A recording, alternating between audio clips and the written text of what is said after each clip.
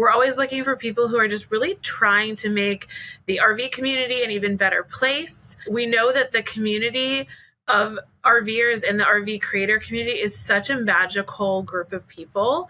And I think we always want to find those people that are looking for ways to elevate and just bring more awareness and bring more energy to that space. Welcome back to the RV Queens podcast, where we dive into the lives of women making money and living life on the road. Today, I'm sitting down with a true industry insider, Denise Chariya, the Director of Marketing at Thor Industries and the Board Chair of the RV Women's Alliance. If you own an RV, chances are high that it was built by a Thor brand, which includes Airstream, Jayco, Keystone, Tiffin, just to name a few. Denise brings a wealth of knowledge about the RV industry, content creation, and what brands are looking for when they partner with creators. In this episode, Denise shares her top advice for content creators looking to collaborate with RV brands, including the biggest mistakes to avoid and what makes a creator stand out. She also gives us an inside look at how Thor is innovating for remote work and homeschool-friendly RVs, plus the consumer trends she's keeping a close eye on in 2025. And of course, we dive into her work with the RV Women's Alliance and how they're supporting women in all aspects of the RV industry. If you've ever been curious about working with RV brands, improving your pitch, or just staying ahead of the latest trends in RV life, you are going to love this conversation. So grab your coffee and let's roll.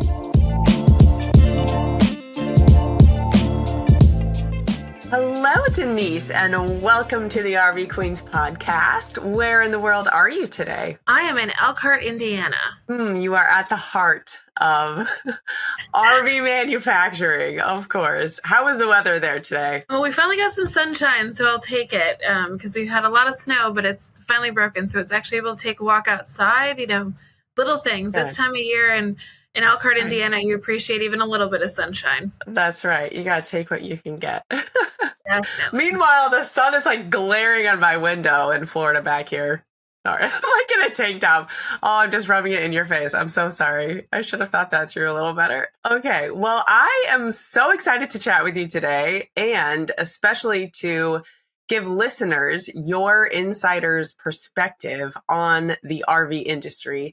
You are the Director of Marketing at Thor Industries, which is an umbrella brand for several RV manufacturers. Most people know this. These brands include Airstream, Keystone, Jayco, Tiffin, many others. And you are also the board chair of the RV Women's Alliance. So you know the industry inside and out, and obviously you have a lot going on. So thank you again for taking time out of your busy schedule to be here today.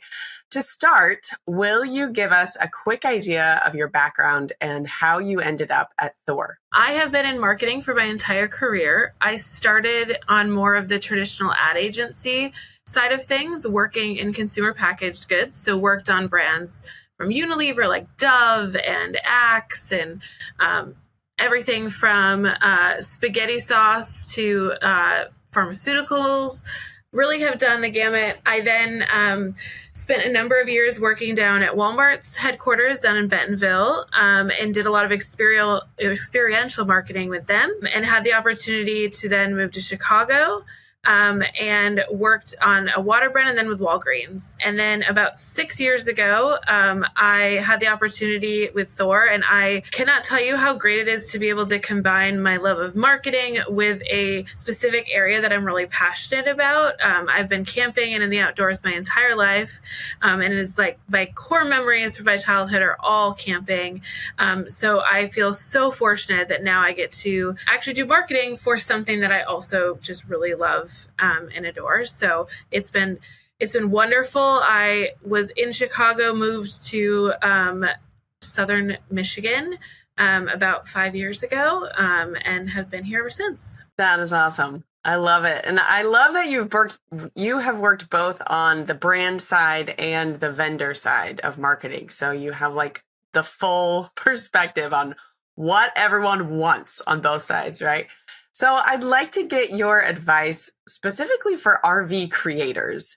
In the RV Queens community, we have a lot of them, and I would love to hear, what are you looking for when you assess a potential creator to work with? Yeah, I think there are a lot of different things. And I think one of the biggest pieces of advice that I would give anybody is make sure to do your homework on whoever you're going to go speak with. So if you're pitching a project or an initiative to a company, spend some time and really understand a little bit more about what's going on in their world. So look at articles or press releases they've put out, look at their website, understand the type of content that they tend to put out.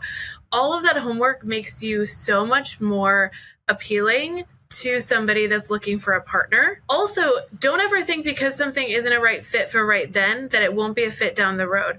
I cannot tell you how many times we've worked with a creator, they've pitched us an idea that we love, but maybe wasn't a fit for either the budget of that year or not a fit for exactly what our focus of our marketing was at that time. 6 months later, something came up and I'm like, oh yeah, remember this person wanted to talk to us about sustainability. Now we have a reason to do that. So just making sure that you're really taking the time to know what's important to that company, look at who the other creators are that they're working with.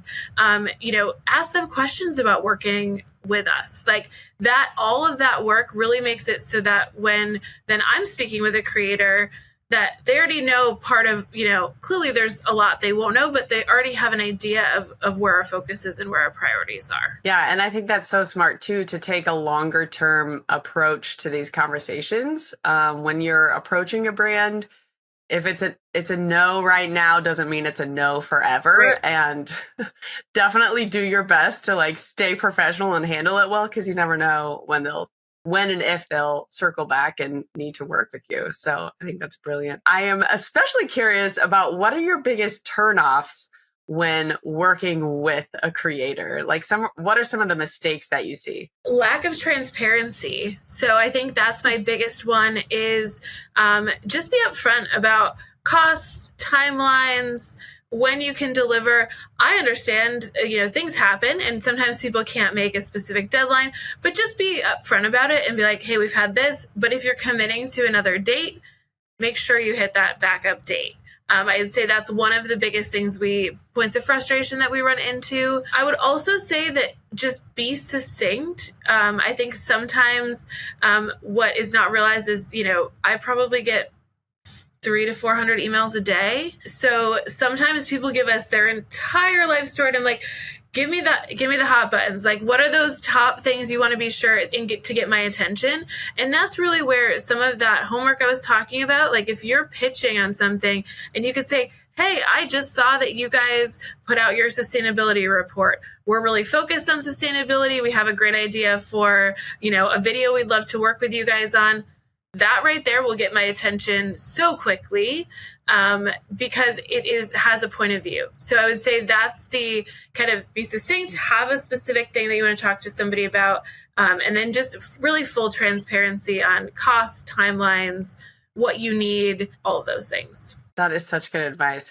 What is an example you have of a really standout creator that you've worked with?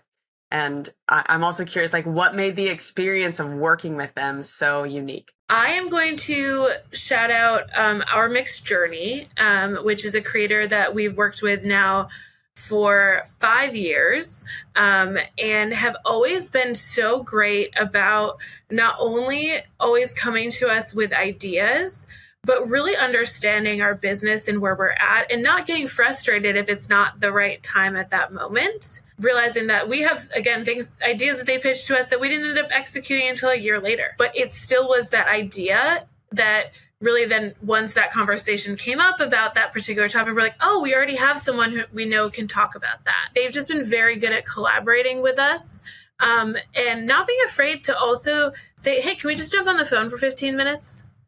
We don't need an hour. We just need 15 minutes. Have an idea. Would love to talk to you about it. Really just that collaborative process over time has really been great. Okay, so speaking of Our Mixed Journey, Thor has an ambassador program, as do many brands. What advice do you have for RV women who are looking into and applying for these ambassador programs? Just really be yourself and be transparent about what makes you different. what makes you unique? What have you learned about your journey? What value can you bring to consumers? I think we're always looking for people who are just really trying to make the RV community an even better place. We know that the community of RVers and the RV creator community is such a magical group of people. And I think we always want to find those people that are looking for ways to elevate and just bring more awareness and bring more energy to that space. When we talk about specifically ambassador programs, because I kind of think of them as two things. There's kind of the one-off creator kind of projects, and then there's real influencer and ambassador programs. The one thing about ambassador programs is more and more companies, at least in our space, are shifting to more of an annual program where they're finding a group of influencers to work with over an entire year. So the important thing there is to make sure you understand what their timeline looks like, but that also there may be chances to work with them prior to that annual process. So for instance, a lot of creators that we work with, our program doesn't kick off until the fall for next year's ambassador program. But we have other projects we can work on throughout this year that may not be our ambassador program, but still might be projects that we can work on with folks. And full transparency, those are just opportunities to really test out working with that influencer. How are they to work with? As much as the content matters, making it easy for people to work with you is just as important as the content you deliver. And I think sometimes that gets, clearly we're always after amazing content, really high quality, but the ease of how you work with the brand really does matter. Me looking for some insider info from you. Whenever you guys have Thor ambassadors, is that separate completely from the other manufacturers' brands? Or how much do those intersect in your world? We have our ambassador program, but somebody can be a Thor ambassador and a Jayco ambassador. We actually encourage that. So we would love them to represent both the brand and that side of things, as well as us as Thor. And also it's a little bit different. The content that we work on with our ambassadors is very high funnel.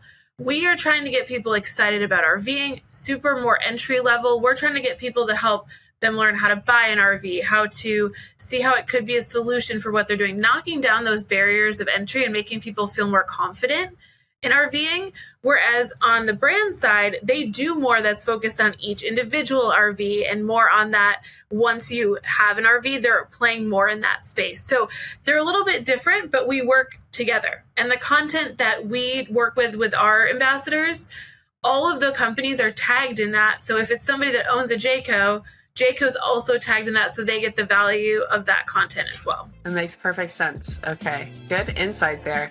So you're probably planning out your travels for the rest of the year, and if you're heading out west, I hope that Bryce Canyon is on your must-see list. It's one of our family's favorite national parks. I recommend staying at Bryce Canyon RV Resort, which is a short drive from the park entrance, has incredible views, full hookups, and all the family-friendly amenities you're looking for. Bryce Canyon RV Resort is an Our Journey campground, so you know it's going to be clean and safe. Click the link in the show notes to book now and start your journey with Our Journey. Let's switch gears for a second and talk about the RV Women's Alliance. You have been on the board for 4 or 5 years now, so you know what is up. Yes. Will you start by giving us kind of the elevator pitch of what the RV Women's Alliance is all about? Yeah, so the RV Women's Alliance was started about 6 years ago now, and was really started from a place of giving women a organization that can really help them thrive in this industry. So we know that this industry is more male dominated than women, and also that women need different skills and learn differently, and that there's opportunities to really elevate women within the industry. Susan Carpenter, who is our president of RVWA, she was one of the founders of the organization and is still very, very active today. And when I came into the RV industry, I came in with not knowing anyone in this industry and really coming in from more of a marketing background. And there's just so many people that already knew each other and all these connections. And I wanted to be part of that. And I really fell in love with the group of people and the women that are part of this organization and their camaraderie, and that it's really about elevating together. We encourage men to be part of our organization as well. And we have men on our board who, when you talk to them, they think of it very much of I have women employees. I want them to feel empowered and to elevate them. So I want to be sure I'm doing what I can do to support them in this industry, which we love. That is really our goal, is to make women feel more supported, and provide education, networking opportunities, mentoring, all of those things to the women in this organization. And although a good portion of the industry is here, the organization is North American wide. So we have people in Canada, we have people all over the country, especially on the dealership side, supplier, OEM or equipment manufacturers. Our membership spans the gamut, content creators, all of those folks. And we love that it gives us that opportunity to really bring everybody together. Oh, I love that. And I love the line, elevate together. Well, and you started to hit on this at the very end, but I'm going to ask you to expound a little. What kind of RV women do you look for to be a part of the Alliance? Our goal is really for anyone who touches the RV industry to be able to, really leverage this organization to grow their skills. Everything from people who are CEOs of their companies, all the way down to people who are just entry level, brand new out of college associates. And that's the magic of it, right? Is being able to really have all these women that can mutually learn from each other. And there's so much that happens just even naturally when we're able to do, outside of the traditional education things, which we do plenty of. Also, even doing things like community service together, you innately start to learn from other women just being around them. And one of the things we were really also trying to focus on is that historically the networking in this industry has been very, what I would say, traditional networking. Okay, you get together with a group of people, you talk. Well, there's a lot of people, and I'm one of them, that is slightly terrifying to me. Like, it's very intimidating. If you don't already know some people, it can be a scary environment to walk into, depending on your personality. We really try to offer multiple ways for women to network, whether that is more traditional networking, whether that's taking a class together, whether that's doing community service together. And we also see it as a way to learn cross-functionally for the different parts of the industry. So I work on the RV manufacturing side at Thor. I don't know that much about what is happening on the supplier side, for instance, and what are the things they're going through? Where could they use support or education? And by having this organization that really covers the full gamut of functions within the RV industry, we can learn so much about what we do and how it all ties together. And that everybody is truly reliant on all the other sectors of the industry. And this organization, I think, has been a really great way for women to learn more how to work together in that way. So as chair, what are some of the initiatives that you're most excited about for 2025 and beyond? A couple of things that are coming up here pretty quickly. So, as I'm sure you know, International Women's Day is coming up on Saturday. And so we are going to do a series of events across Women's History Month, which is the month of March. So there will actually be panel discussions 4 of the Mondays in March with different sectors of the industry. So we've got leaders. For instance, on the 10th will be leaders from the supplier side, and it'll be a panel discussion. It's fully virtual, so anyone across the country can join, and it'll be over lunch. So 45 minutes and really just hearing, stories about how they got to where they got to, some of the challenges and how they've overcome them. Really broad appeal, just women in business, doing what they do best, and really how there are so many commonalities with things that we struggle with universally, that sometimes we don't get the opportunity to be like, oh, I didn't realize that so-and-so who's CEO of this company also deals with that same thing. It makes it, you feel really related to everybody else that's there. Yeah. Oh, I love that. I'm So excited about really, this. really excited about that. That coming up. Everybody is hosting. All the hosts for that are not in the sector that they work in. So it gives us a chance to kind of, again, mix everybody up a little bit and learn from each other. Our campout is always such a blast, and that is happening May 2nd through 4th. So in Howe, Indiana, we take over a big chunk of a campground, and it is truly a weekend to really get to know other women in this industry and have some fun together. And we normally do a community service and a networking component to it as well. So that is coming up quickly. And then our other really big event is our symposium, which will be in October in Chicago. And that is a 2-day educational symposium. This will be our 4th year doing that. And excited to bring that back to the group for this fall. I love it. I'm excited about this too. I'm going to see if I can make the camp out. I would love to be able to be up there for that. It's a lot of fun for sure. Yeah. I bet. I just can't imagine the RV women cutting loose in the campground. It's great. Denise, this has been so helpful and so insightful. So before I ask my last few questions here, go ahead and share with the listeners where they can connect with you online, and then I'll get to my last few questions. Absolutely. So I would say the best way to find me is LinkedIn. So you can find me Denise Chariya or through Thor's page, and absolutely reach out with questions any way I can help. Really, really excited to work with your great group of women in any way that I can help support them as they're building their businesses. And then for RV Women's Alliance, rvwa.org is where you can find all the events, sign up. The membership is free, so there's no cost to join, and most of our activities are free. There is some cost, for instance, camping with the campsites and things like that, but our goal is always to, especially the educational component, to keep that accessible to anyone who would like to join. So all those events are there. All you have to do is sign up to be a member, and then you can RSVP to any of those events. Okay, for my closing segment today, I'm especially excited about this. I asked the RV Queens community members what they want to pick your brain about, since you know so much about the RV industry. So quick thank you to the members. You know who you are, that answered the gave me some questions to think about. And here are a few questions from them.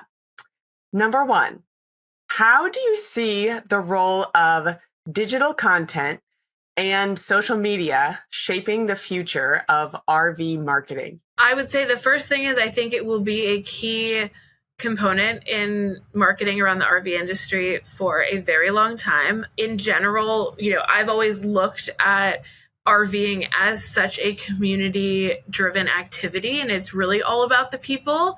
And so what creators and influencers are able to bring the context and the color around what makes RVing so magical, there's no way to duplicate that, right? It truly is seeing the people who are making this a way of life and a way to spend time with the people they love, doing the things they love in beautiful places, is something that I don't know that there's any other marketing tactic that really encompasses it better than working with influencers and creators. Glad that you see this is the future. We're here for it. All right. Number 2, what consumer trends are you watching closely in 2025? So I do think seeing what is going to happen with the shift of people going back to the office, I do think that is going to impact how much people are able to use their RVs. However, what my hope is that even with people returning to the office, there's still going to be some level of flexibility that's existed really post-COVID in having those flex days a little bit more. So, and we know that for RVers, what we've really heard is just being able to add 1 or 2 more days to a long weekend or to a trip really changes their enjoyment of that time, because we know RVing is, and for a lot of people, a great way to disconnect and be connected more with nature and with people.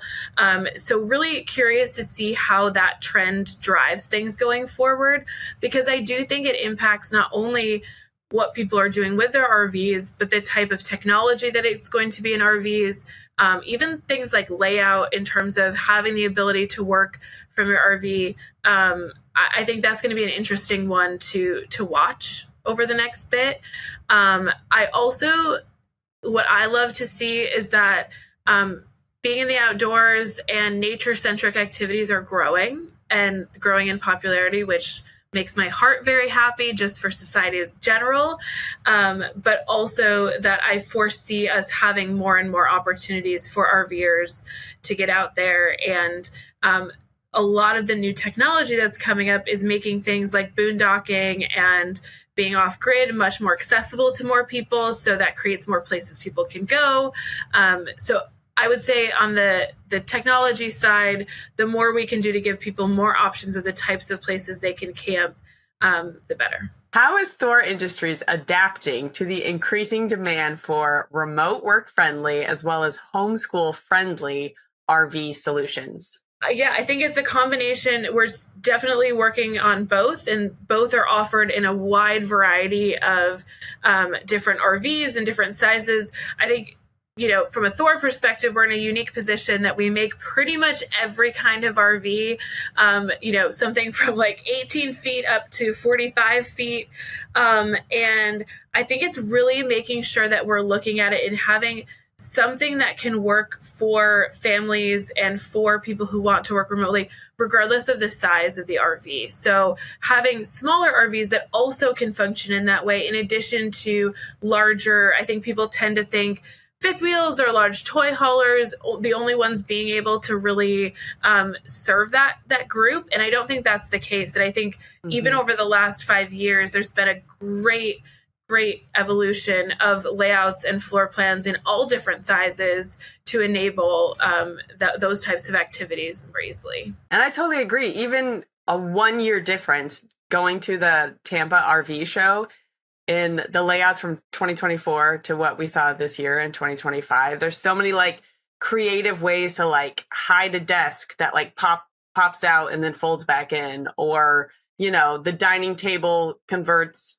so you can like scoot it apart to turn it into a desk, and then you put it together for dining, and so many creative solutions that you could tell the manufacturers and the engineers and the designers are really paying attention to how we use the space. And it's really cool to see the evolution. And then I think too, it's really making sure that we're also looking at the technology that in the evolution there. So things, like Starlink and, alternative power sources and solar and a lot of different things, making sure that we make RVs that those things either are already built into or are able to be connected into, to give people that flexibility of when they want to do those different things, that they have that ready for them. 100%. And it's funny, as consumers, we already expect it, we're like, yeah, of course there's a solar panel that comes with the RV, like, of course. Why wouldn't we be able to hook up Starlink?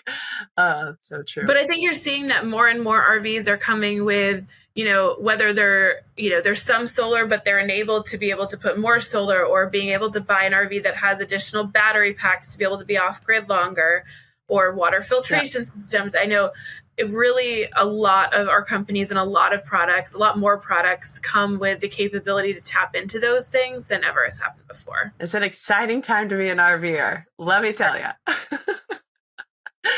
Alrighty, Denise, that is a wrap. Thank you so much for inspiring us today and educating us, and for being on the show. I really enjoyed the conversation and even just getting to know you better. Thank you so much for having me. It was an absolute pleasure. You're welcome. Alrighty, I will see you on the road. Thank you so much for tuning in to today's episode and for being part of the RV Queens community. Remember to hit subscribe on whatever platform you're listening on. And guess what? You can have conversations like I had on this episode with your fellow RV women who are living intentionally and making money on the road. Head to rvqueenspodcast.com/community to join RV Queen Circles today. It's a totally unique online space with a shared prosperity model that's all about community over competition. I'd love to have you be a part. All right, guys, I'll see you next week, or hopefully I will see you on the road. Meanwhile, the sun is like glaring on my window.